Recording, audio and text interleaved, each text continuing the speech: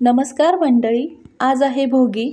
दुःख असावे तिळासारखे, आनंद असावा गुळासारखा, जीवन असावे तिळगुळासारखे. नवीन वर्षाच्या, नवीन सणाच्या, भोगी व मकर संक्रांतीच्या हार्दिक शुभेच्छा. माझ्या सबस्क्राईब मंडळींना मकर संक्रांतीच्या सर्वांना गोड गोड शुभेच्छा. तिळगुळ घ्या आणि गोड गोड बोला. आज भोगी दिवशी महाराष्ट्रात घरोघरी केली जाणारी ही मिक्स भाजी. ह्या भाजीला आज खूप मान आहे. सगळ्या भाज्या एकत्र करून एक भाजी बनवली जाते. इथे मी मटार, हरभरा, वरणा, तुरीच्या ओल्या शेंगा, उसावरची शेंग, घेवडी, फरसबी, वांगी, गाजर, टोमॅटो, बटाटा आणि हरभऱ्याची थोडी भाजी घेतलेली आहे.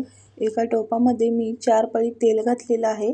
2 कांदे बारीक चिरलेले त्यामध्ये टाकले आणि छान असे परतून घेतले. कांदा चांगला लालसर होईपर्यंत परतून घ्यायचा. कांदा परततानाच 1 चमचा आलं लसूण पेस्ट घातली आणि त्याचा कच्चा वास जाईपर्यंत छान असं परतून घेतलं. बघू शकता मस्त गुलाबी कलर होईपर्यंत छान असं परतून घेतलेलं आहे. यामध्ये 1 छोटी वाटी मी तीळ घालणार आहे, म्हणजे 2 मोठे चमचे तीळ घाला. तीळ ही आपल्याला खमंग असं परतून घ्यायचं. तीळ छान परतून घेतलं आणि त्याच्यामध्ये 2 मोठे टोमॅटो बारीक चिरलेले टाकून चांगले छान परतून घेतले तेल सुटेपर्यंत. तुम्ही इथे टोमॅटोची पेस्टही घालू शकता. टोमॅटो कांदा छान असं परतून झाल्यावर त्याच्यामध्ये भाज्या घालायच्यात आपल्याला.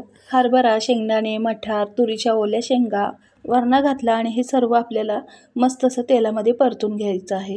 या भाज्या शिजण्यासाठी थोडा वेळ लागतो, त्यामुळे त्या भाज्या मी आधी घातलेल्या आहेत आणि छान अशा तेलामध्ये परतून घेतलेल्या आहेत. तेलामध्ये परततानाच त्यामध्ये थोडंसं मीठ घातलेलं आहे. मीठ घातलं आणि बाकीच्या भाज्याही आपल्याला घालायच्या आहेत.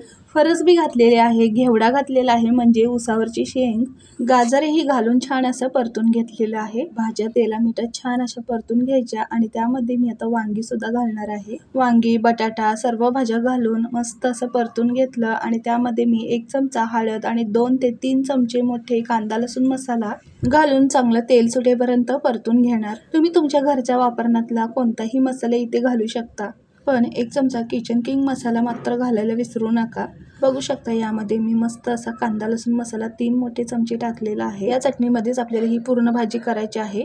अजिबात कोणतंही वाटण घाटण न घालता अशी मस्त चवीची भाजी तुम्हीही एकदा नक्की ट्राय करून बघा. पाणी न घालता अगदी मंद आचेवर ही भाजी तुम्ही अशीही शिजवून घेऊन खाऊ शकता, पण मला थोडी पातळसर भाजी करायची होती, थपथपीत, म्हणून मी थोडंसं पाणी गरम करून वरती ताटावरती त्या भाजीमध्ये घातलेलं आहे. ही भाजी अशा पद्धतीने खूप छान होते. तुम्ही भातासोबतही खाऊ शकता, भाकरीसोबतही खाऊ शकता.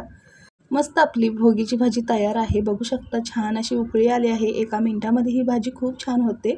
सगळ्या भाज्या छान शिजलेल्या आहेत. इथे मी 2 चमचे शेंगदाण्याचा कूट घातलेला आहे आणि अगदी थोडंसं गूळ घातलेलं आहे.